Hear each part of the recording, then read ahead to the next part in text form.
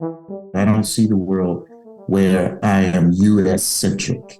I see the world where God is at the center, and we need to embrace what God is doing in the world. I'm Mitch. And I'm Missy. We're coworkers. He's the boss, and we're married. And she's the boss. Together, we host Good Faith Weekly, a podcast on faith and culture. What could possibly go wrong? Tune in and find out. Missy. Welcome to Good Faith Weekly. On this episode, Missy and I catch up after a week off, and then we sat down with the new president of Fuller Theological Seminary in Pasadena, California, Dr. David Goatley. It's going to be a good episode, so stay tuned.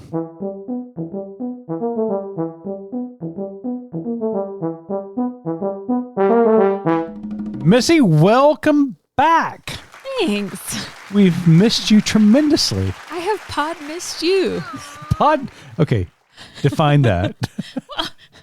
I mean, we've been together for a few days, but we haven't recorded together for a couple of weeks. We have not. So, yes, I have pod missed you. Well, I have pod missed you as well. Thanks.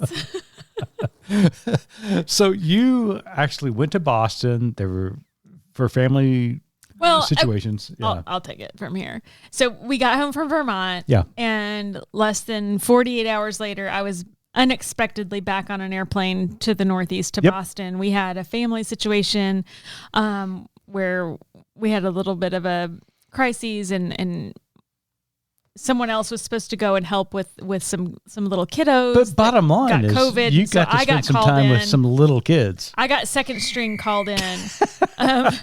So you're the backup. I'm the backup, yeah. right? Okay. Because if you want somebody to take care of your children, just note that I'm the backup. If you can't find anyone else, and we're about to find out why. So I got called in to help out with 2 toddlers for a few days. Yep.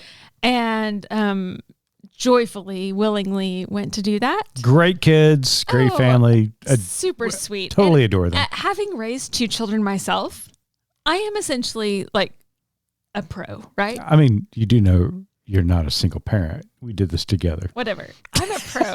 Like, I got this, right? All right, go ahead. So I get left on my own with 2 small children. And this is how the evening went.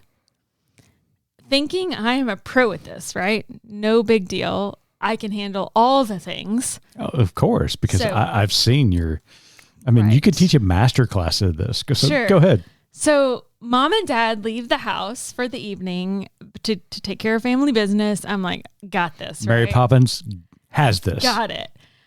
I think, you know what? Not only am I going to take care of the children, Oh, yeah, of course. I am also going to clean the kitchen. I mean, because that's who you are. That's right. So I go into the kitchen and start tidying up, and the 1-year-old toddles in. No problem. Like, right, I can handle this.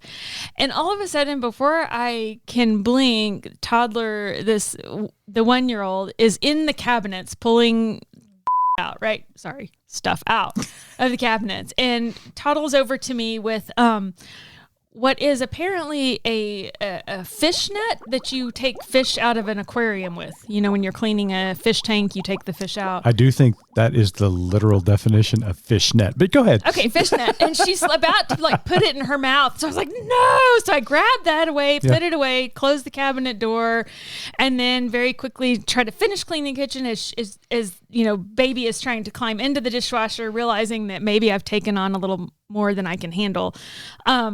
In trying to clean the kitchen and handle the toddlers. Anyways, get that finished up. So have dinner. Like, I make this picnic meal in the TV room, right? Super fun. Picturesque. I get it. Yeah. Right. Like macaroni and cheese, all get it. Yeah. fruit. Like, fantastic. I'm on. I mean, you're the perfect adjacent aunt. Got it. Right. All the food groups there. Have dinner. Then I realize, okay, after mac and cheese, oranges, and I don't know whatever else I gave them. I don't remember. But at this point in the story, I mean, you are the Proverbs 31 woman. I mean, sure. We are all rising up and calling you blessed. So go ahead. all the sticky foods happened in this meal. So I'm thinking, okay, I've got to bathe these children now because they're completely sticky and covered in macaroni and cheese. Of who you are. Yeah, I get it. Yes. So get the kids into the bath. There's a 1-year-old and a 4-year-old.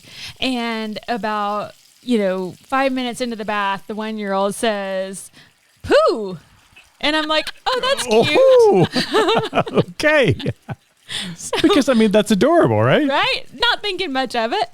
And then a couple of minutes later, the 4-year-old goes, a turd. So I looked down and he was not wrong. So I was like, oh no. So what do I do? There's 2 children and a floater literally in the bathtub. So I get the older one out first. I figure he's a little more responsible. I get the older one, wrap him up, and I said, okay, go sit on the couch and just wait for me there. Be patient. He does what he's told. Yeah. So then get the 1-year-old out, wrap her up, and I'm like, she needs a diaper. Stat, obviously. Right? So go get her dried off and get the diaper on and all the things, and then go get her into the playroom where the 4-year-old is still sitting, compliantly on the couch watching TV. Sure. And I get him dressed, and I'm thinking, okay, now I've got to go deal with the bathtub. which still has the floater. Right? Circling the drain. How am I going to get this floater out of the tub, right? Mm-hmm. And then I remember the fishnet from earlier in the evening. Genius. Absolutely genius. So I went to get the fishnet, took care of the floater. Well, as one does with the fishnet. Absolutely. Yeah. Go ahead. I then cleaned, let the water out, got the toys, cleaned all of that stuff out. I was not gone 60 seconds. I'm not kidding you, from the playroom. I go back to the playroom only to discover the 1-year-old now has her head tilted back with, I'm not kidding you, a bottle of beer. Cheers. She has just thrown her head back and has her mouth around this bottle of beer. I'm like, what in the world? So I grabbed that from her, realizing that, it happened with our kids, but completely innocent. The night before, Dad had a beer with his meal, and sure, we'll go with that. Set it beside this, the side of the couch. You know what I mean? Mm-hmm. As you do, you just kind of set it there and forget about it. So thank the Lord God Almighty, it was empty, or mostly empty. It was empty by the time I got to it. Yeah. Quickly grabbed that from her hand and was like, took it. And at this point in the story, ladies and gentlemen, if you would like Missy to take care of your children, please call 1-800-MISSY. Right. So anyways, got that from her. But that wasn't the only thing that happened that night. Oh, shoot. There was another thing that happened before bath time. They had this little motorized car. If you follow me on social media, you probably saw this picture. So there was a motorized car that the 1-year-old was playing with. It was real, you know how toddlers are. They play with cars and drive them all over the thing. She put it on top of her head. Yeah. And do you know what happens to baby fine hair and a motorized battery-powered car axle in baby fine hair? I am assuming that the hair gets wound around completely up wheel. In her hair. It was all in the front. Bless her heart. So her hair was completely tangled in the axle. Did she scream? No, not at all. Oh, mazel tov. Bless her heart. And I was like, what am I going to, I'm going to have to cut this baby's hair, like gum in the hair. Yeah, it was right in the crown of her head, like her bangs, right? And so I thought, what do I do? I grabbed her up and somehow, by the grace of God, with the help of my sister on the phone, I wound the car. So you're like calling in reinforcements from Texas at this point. Right, which did no good. But I was able to untangle the hair from the car without cutting the hair out, and the baby never cried. Anyways, this was just a night. First of all, super sweet kids. They were wonderful, but it was quite an adventure. Mm-hmm. And definitely tested my confidence and my, maybe overconfidence in childcare abilities. But nonetheless, we had a good time, and I made it home safe and sound. The children are fine and fed and healthy. Wow. There you go. Well, I'm glad you're back. I'm glad the kids are okay. And, it's good to have you back. Thanks. I missed you. I appreciate that. Yeah. Appreciate that. So lots going on in the news this week.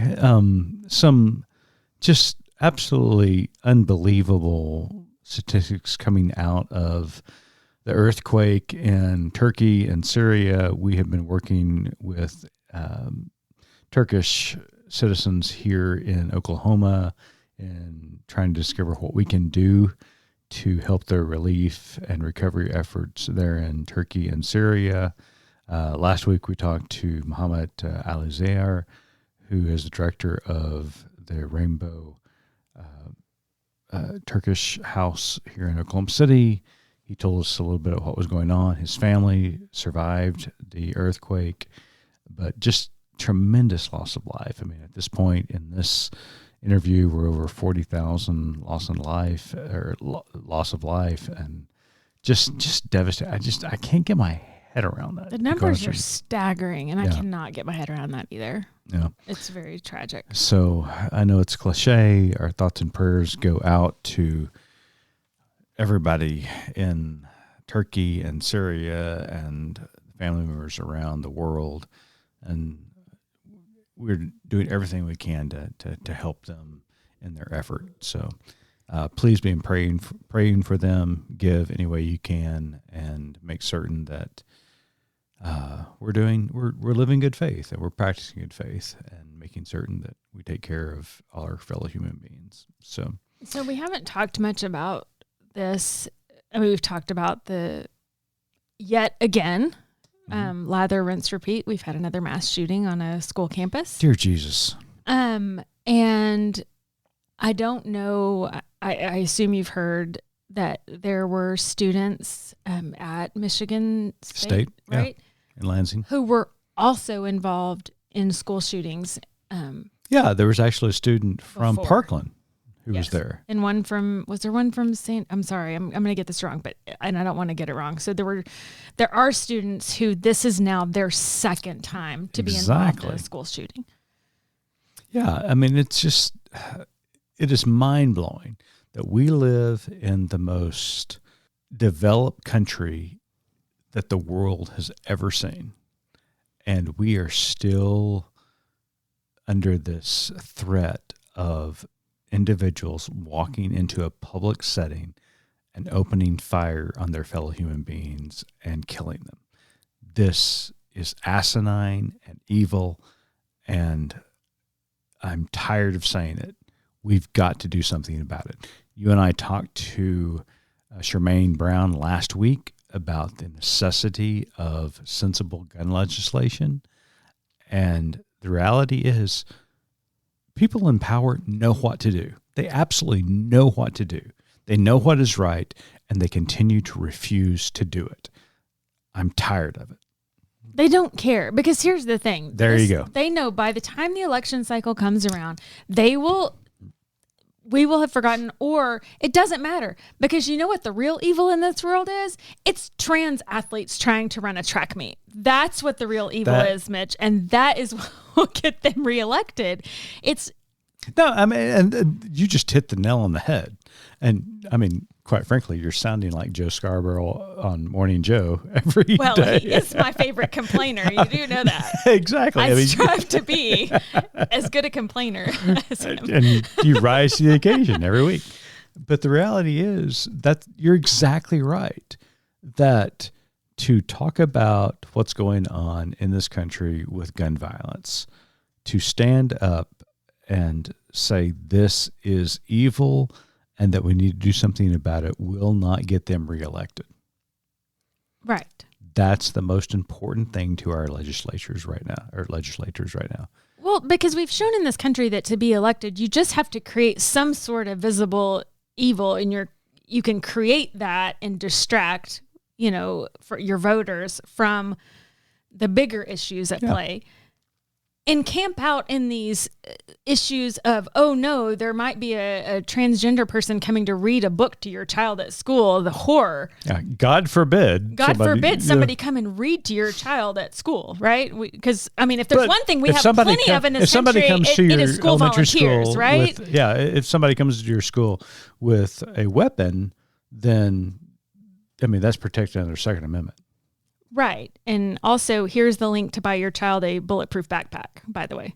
Dear Jesus. BT dubs. Let's put more money in the hands of Amazon and bulletproof manufacturers. We can't say it enough. We can't say it often enough that this country is addicted to guns and violence, and it is an unhealthy attachment to the Second Amendment, which is an erroneous attachment to the Second Amendment if you actually read what the Second Amendment says and states. We need more gun legislation, sensible gun legislation.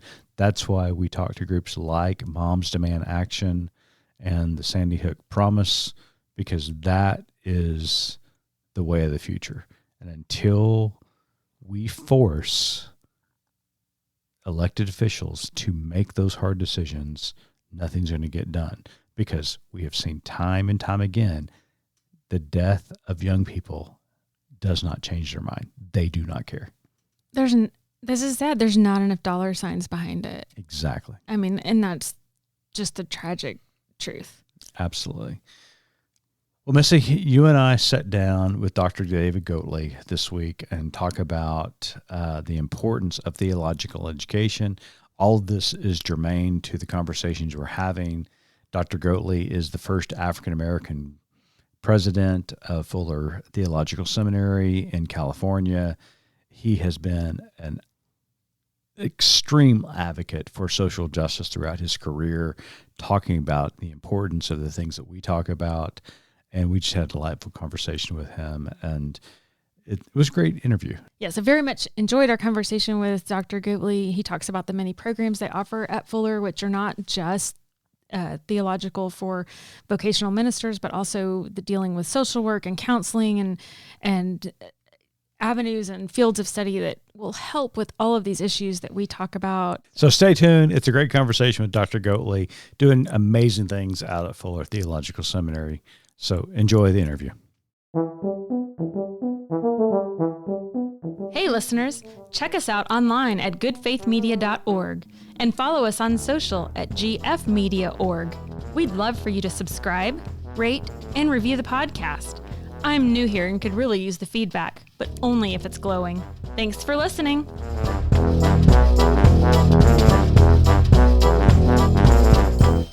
Welcome back to Good Faith Weekly. On this episode, we've got a very special guest with us. Dr. David Emmanuel Goatley was inaugurated as the sixth president of Fuller Seminary on January 21st, 2023.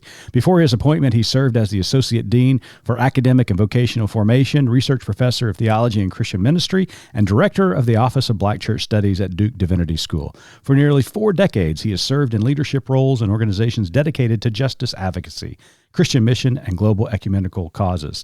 He earned his B.S. in Guidance and Counseling from the University of Louisville and holds 2 degrees from the Southern Baptist Theological Seminary, an MDiv with an emphasis in pastoral care and counseling, and a Ph.D. in theology. Mr. President, welcome to Good Faith Weekly. Thanks, Mitch. I'm rejoicing to be able to talk with you today, and it's good to reconnect and to hear your voice. And I appreciate the opportunity to talk with you and the listeners of Good Faith Media. Well, Dr. Goatley, thank you again for joining us. And I know many of our listeners are going to be familiar with you and your work, but for those that maybe aren't, and also for those that are, tell us a bit more about your background, your upbringing, your childhood, maybe even some fun facts that we might need to know. Well, I was blessed to be born to a Christian couple. My father, W.H. Goatley, and my mother, Lillian Goatley, both of blessed memory, were just wonderful Christian parents, and also pacemakers in their own way. My father was in the first group of African Americans to graduate from the University of Louisville. when they closed the Louisville Municipal Campus, and African Americans were able to attend University of Louisville. And my mother also was an early graduate shortly after that, and was one of the first African Americans who worked in a predominantly white bank in Louisville, Kentucky. So they were both forward-leaning and created opportunities for us and modeled for my brother, Will Goatley, who is also a pastor and a hospice chaplain in St. Louis. So the two of us had parents who prepared us for ministry's vocation and to do the best that we could to serve the Lord wherever we were. So I'm thankful for them. He was also my pastor. He served the First Baptist Church in Eminence, Kentucky for 47 years. Wow. He was the first African American to graduate from the Southern Baptist Theological Seminary in Louisville. Wow. After the laws were changed when Black students could go to class and sit in the class with white students. We were nurtured with a kind of pastoral faithfulness and exposure early on. My mother had multiple opportunities to serve in different ways. For a while, she was a secondary education educator and finished her career as a social worker doing child protective services. So that's kind of the household we grew up. First Baptist Church in Eminence was a small membership church in a small town, but we didn't do things small. We were taught that there are no small churches. They have a small membership number, but there's nothing that you can't do if the Lord is calling you and you're committed. You have to work on scale and schedule, but you can serve. So we were committed or nurtured to understand that you always speak of church and community together. You never talked about church in isolation from the community in which it was embedded and to which it was committed to serve. And the community was not just in locality. Community also crossed borders. So we were nurtured to be engaged in prayer and generosity with missions around the world. So I grew up in a church that made disciples and taught us to be engaged in the world for the gospel in word and deed. And I'm grateful to have grown up I spent most of my formative years in Louisville, Kentucky, and then spent my high school years in Eminence. So I guess a fun fact would be that I was a high school football player and finished my career as a quarterback. There you go. So that might be a fun fact. But were you Dr. Goatley, were you a passer or were you a runner? I was a passing quarterback, but I had to roll out all the time because I was short. Same, brother, same. We did a lot of play options and a lot of rolling out. And I was a safety on defense and quarterback on offense. So that's my fun fact for the day. Sounds like you've had a fantastic foundation. And while I'm sure there are many theological conclusions we can draw from football experience, let's shift and talk about professional experiences. Before teaching at Duke Divinity School, you served as CEO of Lock Carey Baptist Foreign Mission Society for more than 20 years. And during that time, you led the organization's efforts to sustain mission partnerships around the world. How did that experience prepare you for your position now at Fuller? Yeah, I think part of the benefit, and I think it's important for people to remember that when you have opportunity for ministry leadership, you're able to shape culture and influence organizations and people and communities, but your ministry also shapes you. And so my involvement, primarily with accountability in the Global South, helped shape my worldview. It helped me to have a broader horizon for interpreting life and discerning what God is calling for. It put me in proximity and relationship with people who are doing effective and impactful ministry in places where we would say the odds are all against them, and without some of the props and tools that we think are necessary. But ministry is not dependent upon the tools. And I was taught that you can serve even when you don't have all of the props that sometimes we get accustomed to in the North Atlantic West. And also taught me about the power of collaboration. Sometimes those of us in the United States have this kind of individualistic approach, whether it's personally or whether it's congregationally or whether it's denominationally, and we think we can go it alone. But I learned in fresh ways and impacting ways that not only do we need each other to do well and to do better, but life is richer for all when we share and collaborate and understand that there's mutuality and reciprocity, and sometimes in the business community that people talk about synergy, but there is enough and to spare when we're willing to share. And so those are some of the things that have informed me, in addition to other experiences of ministry. I've had the privilege of, another fun fact maybe, I was a church musician at one point. I've had the privilege of serving as an urban missionary, a denominational staffer, a congregational pastor, and a theological educator and administrator, in addition to the Black Carey experience. So the Lord has used all of that. But I think the global piece has helped me. And the theme of my inaugural address was "The world is our village." And that working with global communities helped me to see, that's the way that I see the world. I don't see the world where I am U.S.-centric. I see the world where God is at the center, and we need to embrace what God is doing in the world. That has helped to inform my vision for Fuller, and also makes me a fit for Fuller because of its historical commitment to ministry around the world.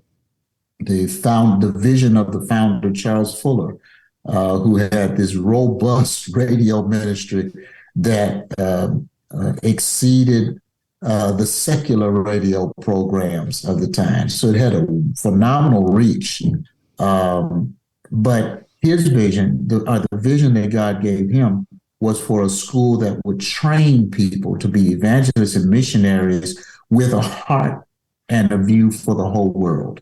So that is in the DNA of Fuller Theological Seminary. It's in my DNA, and it helps me to be able to lean into a place where we don't have to convince people that the world is bigger than your proximity.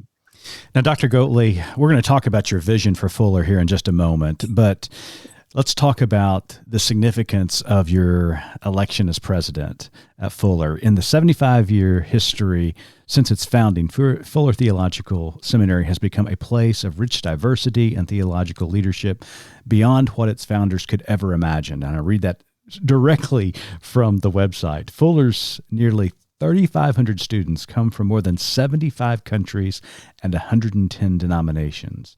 In those 75 years, however, most of the leadership and all of the presidents have been white. Dr. Goatley, you are the seminary's first Black president. What does that mean? How significant is that, not only for Fuller Seminary, but for you personally and for the larger evangelical Christian witness? Because when I heard the news that you were elected president, I turned to Missy and said, this is a big deal. I have so much admiration for you and your career. And when you were elected, I thought this is all positive. This is so exciting. So tell us a little bit about what this means to you. Part of what it means to me is narrated by other African Americans and Africans and folks who are Latin American and folks who are Asian. And so those voices are helping to narrate for me that this is both substantive in terms of what I offer, but it's also symbolic because so much of the institutional leadership of the church has been and continues to be centered in the North Atlantic global West, whether it's Western Europe or whether it's the United States. So there's this disproportionality in institutional leadership, whether it's in institutions of higher education, whether it's in denominations, whether it's in parachurch organizations, that the institutional structures and leadership have historically and predominantly been white and male.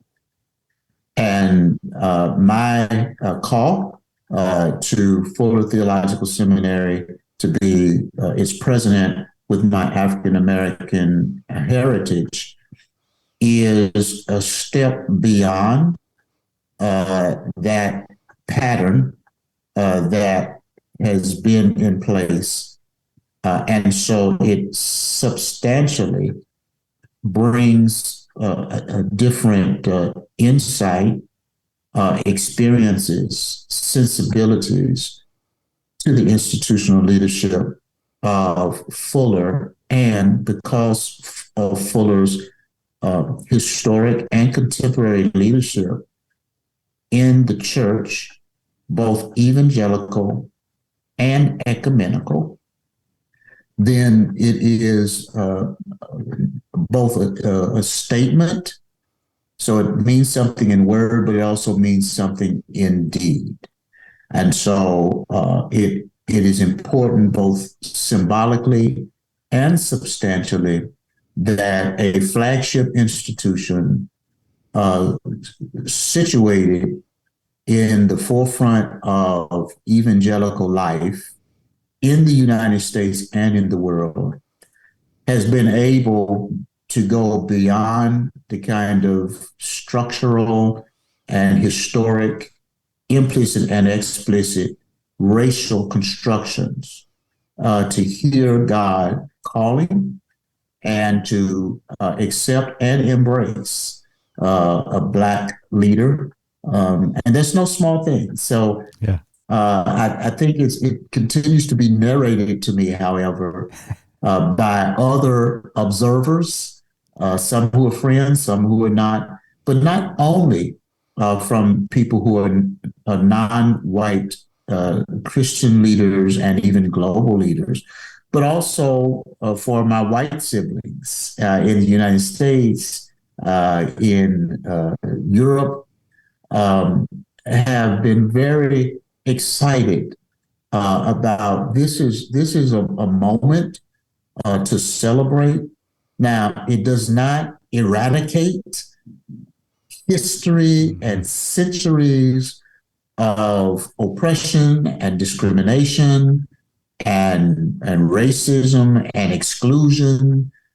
It does not eradicate that, but it is a moment, and moments have meaning. That's right. And so this is a contribution to how the evangelical world can be better.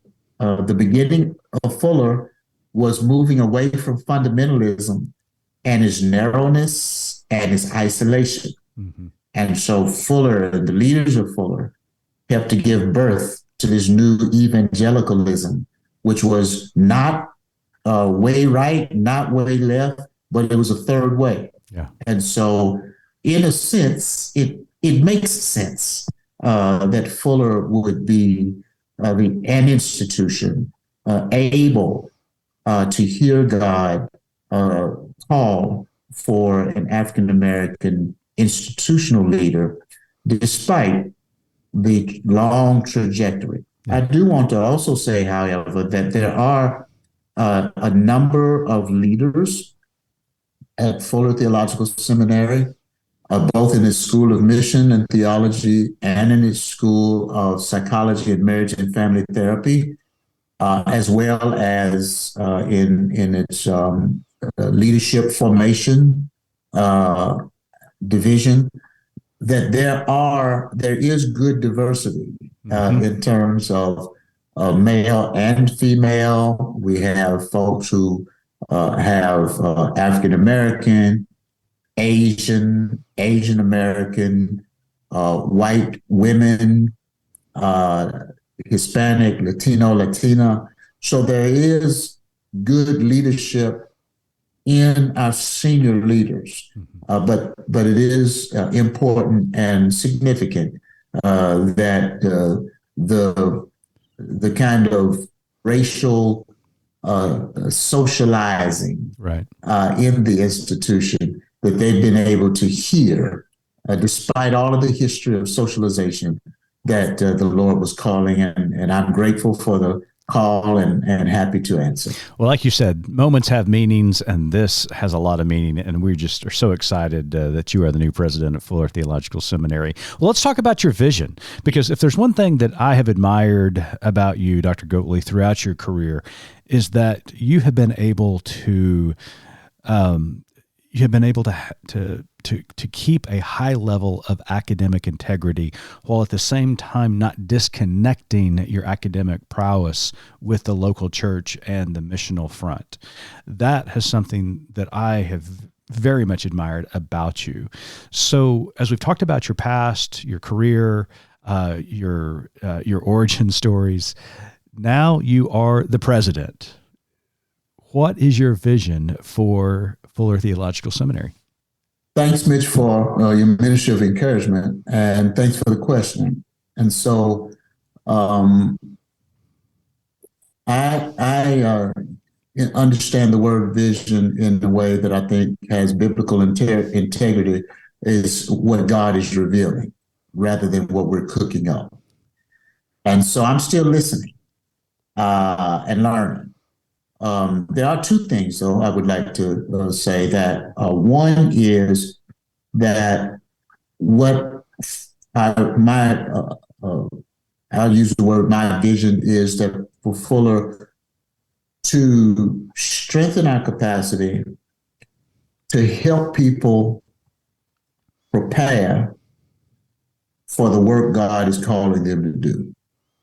I think that's theological education at its best. We're not doing all of the preparation, but we're helping to prepare people for the work that God is calling them to do. And that is being manifest in a variety of ways now. So we're still preparing people to be good, solid pastors who can serve and who can survive and who can sustain. But there's also chaplains, there are nonprofit execs, there are people who want to dig deeper in their faith as they work in the marketplace. But we also have a school of psychology and marriage and family therapy. And so we're holding together theology and missiology with psychology and therapy. And that is an unusual combination. And so I'm looking forward to us doing more integration on those both schools to make that available to people. So that is a part of it. The other thing I want to say is that we want to continue to strengthen our contribution to the professional academics, to the practitioners of ministry and therapy and psychology, and to the public, the learners who they may not have interest or need to do degreed training, but they want high quality equipping that is dynamic and that is adaptive and that is helping to serve the present age. And so we want to strengthen our capacities to serve those three populations And we want to strengthen our capacity to do the integrative work that holds together missiology and theology, along with psychology and therapy. And so that is a sweet spot that we have. And the fact that we are situated we have 4 campuses. We have a campus in Pasadena, California, in Phoenix, Arizona, in Houston, Texas, and online. And so we're able to, there are times where people are in class with somebody from Korea, from Kentucky, and from Kenya. A global classroom. There are very few places where you can interrogate the text and let your contexts be required text to share. I was talking to one of our professors, Bible professors, who was talking about they were doing some work, biblical work about lament. Well, when you have somebody from Korea talking about lament and that history, and then somebody from Kenya and that history, and then somebody from Kansas or Kentucky talking about, that enriches the whole experience, and it puts you in touch with Christians from around the world. So you don't have to kind of artificially construct a global contribution. Sure. But here, embedded in who we are faculty members who've been trained from around the world, have been born around the world, and students and learners from around the world. So I'm excited about how we continue to make that available to more people. Well, that's exciting to hear. It sounds a whole lot like theological education on the cutting edge. So well done. Can't wait to see what happens as you begin this new venture as president. So Dr. Goatley, let's touch on one other related topic. First of all, I want to go back and say that I loved what you said about preparing students to serve and to survive. And I feel like that is so important within ministry in this moment in time, is to be able to serve and survive and then also thrive. But one important aspect of your lifelong work has been fighting for social justice. And in that context, what do you feel like some of the most pressing issues are that are facing the church today, and how is Fuller preparing those students for those issues? Yeah, I think that what we have is a manifestation of the toxicity of polarization. And it shows up in violence. It shows up in poverty.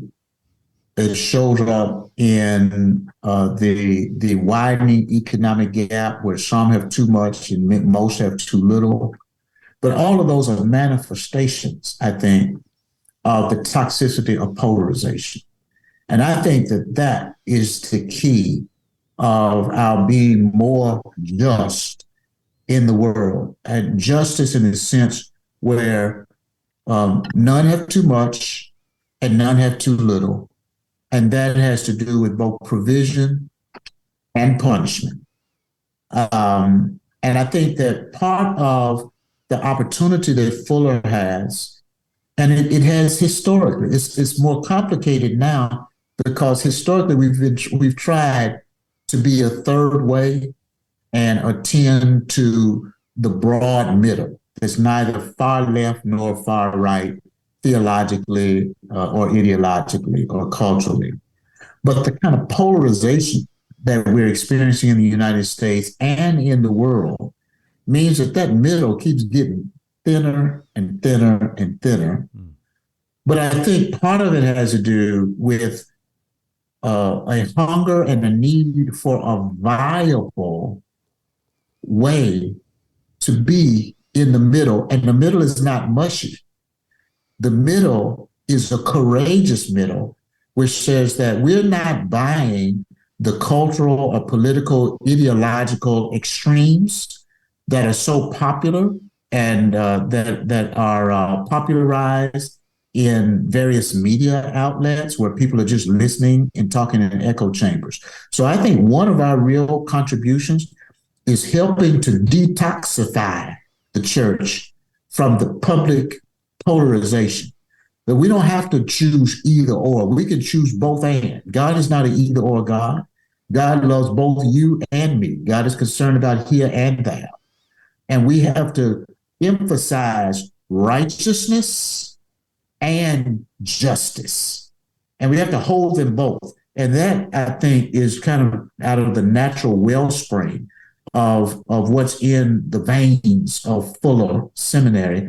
And that's what I'm hoping and looking forward to our continuing to offer. And I think that as we are able to articulate that more clearly and more compellingly, that there are people with whom that will resonate.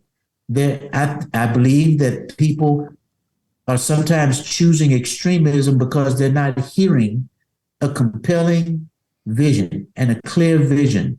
For we need to be able to sit at the table. And, when I was growing up, we had the kitchen and the dining room table were made so that you could pull it and put another leaf in the table. Yeah.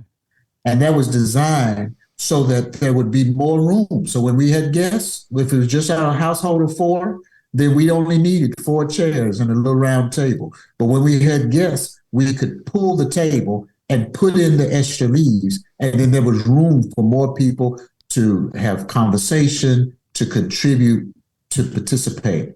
And a part of our opportunity is helping people know it's a good thing to put some more leaves in the table so that there's room for more of us to listen and learn and discern what God is calling for. I'm hoping that that will be a part of Fuller's future. Is there anything else that you think a prospective student might need to know, or maybe even prospective faculty? This is your time to cheer on the school and let us know anything else we need to know, and maybe even how a student could apply.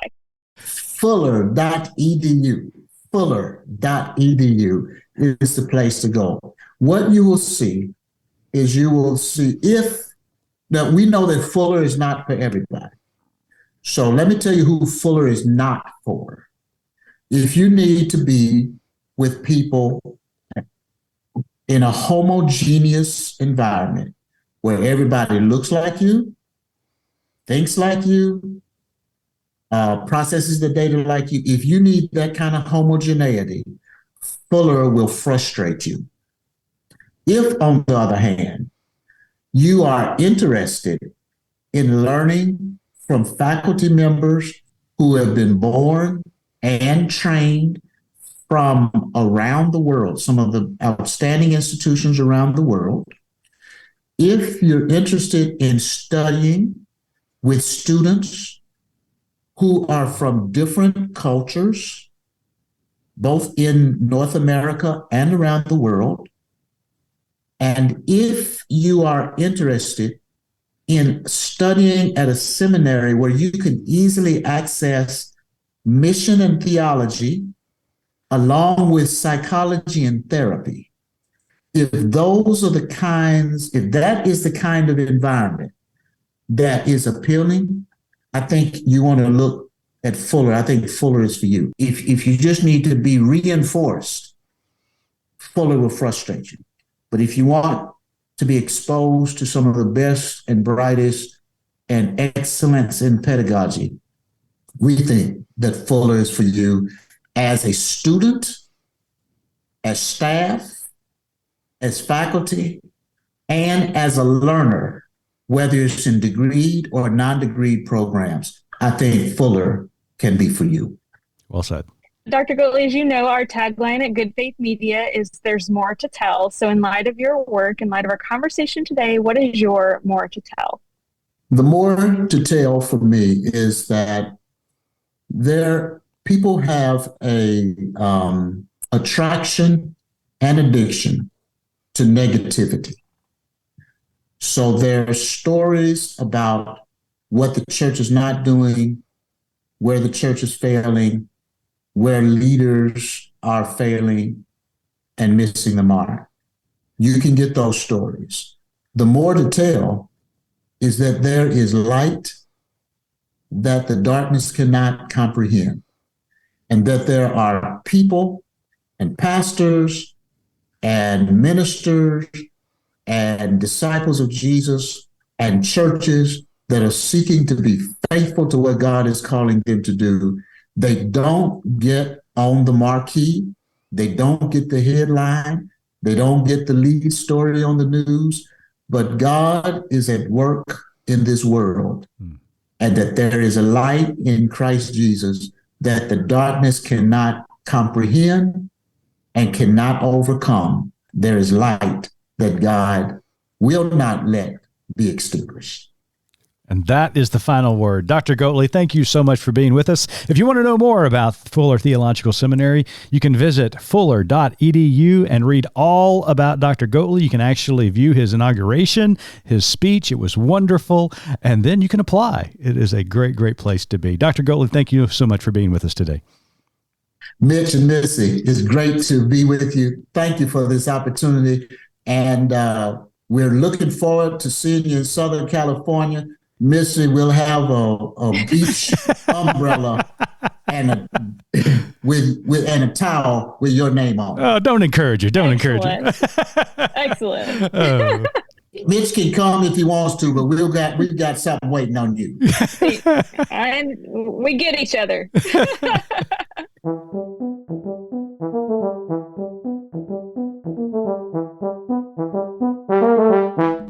I just recently met Dr. Goatley with you last fall at another conference before it was announced that he was becoming president of Fuller. At that time, he was only like leading a Duke program. So, I mean, small potatoes. Sure. No, he was definitely someone I knew that I needed to know. And when you introduced us, Sure. I was so thrilled to get to meet him. So I'm very thankful for the opportunity to chat with him, albeit over Zoom, but he is wonderful, and I appreciate the work that he's doing, and I'm so thankful that he's. And what I appreciate about Dr. Goatley and individuals that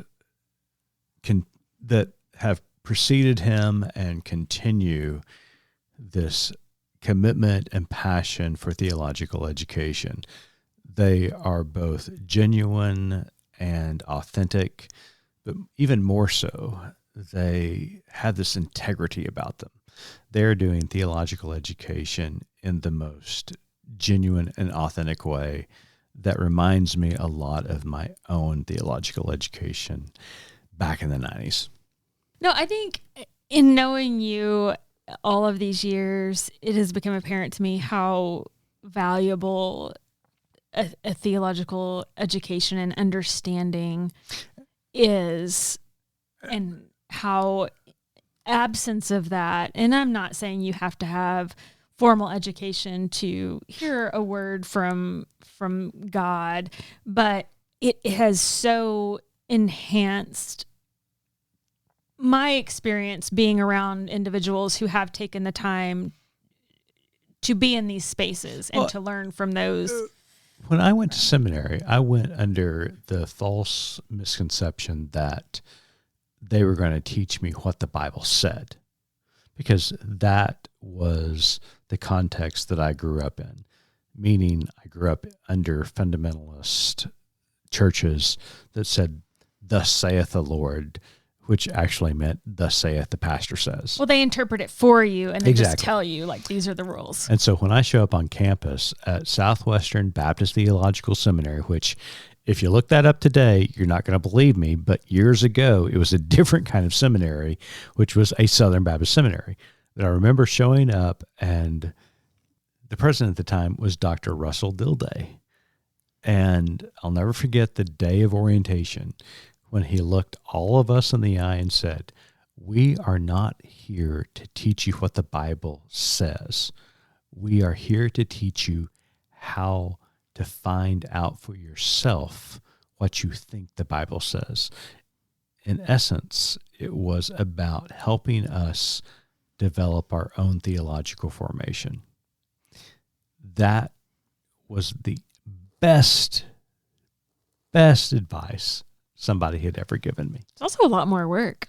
it's a heck of a lot more work. Absolutely. And so, I just appreciate individuals like Dr. Dilday and Dr. Goatley who are committed to that kind of theological work. Right. And trusting the student to be able to dig in and to glean and to, like you said, form your own theological foundation, moving on, not having to indoctrinate someone. Yeah, because, the reality is that there are people who are lined up, preachers, theologians, scholars, who are chomping at the bit to tell you how to interpret the Bible, to tell you what God thinks, to tell you how Jesus should tell you how to live your life. While I understand that kind of thinking, I don't appreciate it, because I don't think that is the reality of the scriptures, and especially the reality of Jesus. A big part of that is the historical piece. There's so much in the Bible that is contextual historically, that you can read the words on the page and you think they say one thing. Women be silent in church, for example. I remember hearing that. Please, let's hit the mute button right now. Right. Well, that's fine. I'll be silent in church, but you know what? That means you get to show up with the casserole for the potluck. You know how to make that? Oh, wait, I can't talk. So you go for it, man. Sorry. Anyways, I digress. But knowing the historical context of that time and that passage, and maybe why it was written and who it was written for and who the audience was for, sure, what was happening at the time, opens up a whole new story. It's like, I don't know, reading words on the page, but then having a 3D diorama of the situation. Oh, that's a great example. See, this is why you don't make me be silent, right? Anywho, but there's so much that I have gleaned, I know, from you and your colleagues who've put yourself through this type of rigorous education in, then all of a sudden, I don't know if you remember any of the shows about Disney or any kind of animation, when you see the layers of the early animations, Snow White and the Seven Dwarfs, for example, sure, when they bring all of those, what are they called? I don't know what they're called, lithographs, I don't know, together to bring the animation together. That's, to me, what a good theological foundation and education can do. It brings in all of the layers of the images that you need to see in order to grasp the story and glean truth from it. And everybody's going to glean maybe a little different truth for their own lives, but yet it's not just, hey, women don't cut your hair, or do cut your hair, or do cover your head, whatever the case may be, or, pluck your eye out, if it causes you to sin. All of those things that, in black and white seem one way, but let's look behind the curtain and see what's actually going on around these people who are living in this space, and see what truth we can glean. Jeez. Are you ready for an invitation yet? Yes. Let's roll out the. All right. Wherever he leads, I go. I'll sing it. I'm quite honestly, I'm kind of ready for not only an invitation, but an offering. Oh, I'll pass that plate. Gift cards to Starbucks. I absolutely adore the visualization of 3D theology, because can we coin that term? Yes, 3D we just theology. Did. Oh my gosh, that could be a whole other podcast. Because you think about it, different voices, different cultures, different lenses that are trying to, and Paul used the word looking through a glass dimly or darkly, that we're trying to decipher this image of God and this will of God through all of these lenses, whether they're male, female, whether they're gay, straight, whether they're Anglo, African, or indigenous. We're trying to figure out the identity of this creator and the creator's interaction with humanity. And that is a brilliant way of looking at things. Wow. I think there's a reason we say that's the mystery of God. Oh, I mean, I think 100%. there is a mystery. There always is a mystery, and there always needs to be a mystery. Yeah. That's what keeps us seeking and trying to learn and grow in our faith. Absolutely. Well, theological education has come a long ways, but it's got a long ways to go. I'm just glad that there are individuals like Dr. David Goatley who are in position to lead students, to help them discover their own theology and their practice of theology in the world, to lead the church in a new direction, an emerging generation for years to come. So great conversation with him. Just lots of things to think about. And great conversation with me too, right? Always. I'm so glad that you're back, and Sure. I appreciate the fishnet that you just brought to the... The stockings or the conversation? Well, I mean, yeah, both. You're blushing a little bit there. What's that about? All right, we better sign off now. better sign off right now. Have a great weekend. We'll see you next week.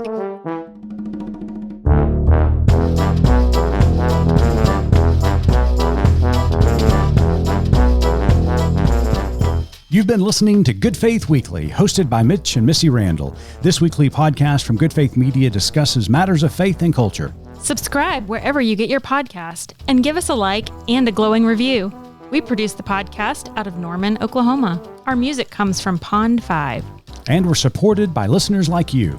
Learn more about us at goodfaithmedia.org.